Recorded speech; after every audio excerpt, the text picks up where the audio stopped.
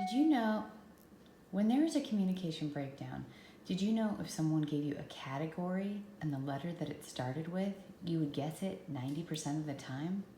What's an animal that starts with D? You're probably going to guess dog or dinosaur and be right 90% of the time. You can do this strategy with low-tech boards, like it's a food that starts with B, banana.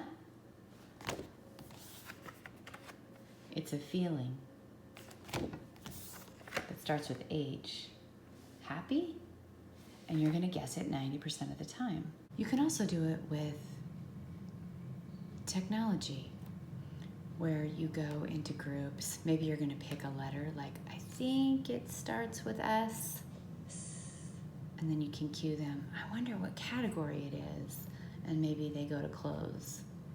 You can then show them that, oh, it must be socks. Socks. Categories are going to find their vocabulary a lot of the time, but if they give you the phonemic clue of what it starts with, you can assist them. It's important that our kids have letter sound correspondence with the first sound of each word in order to use this strategy.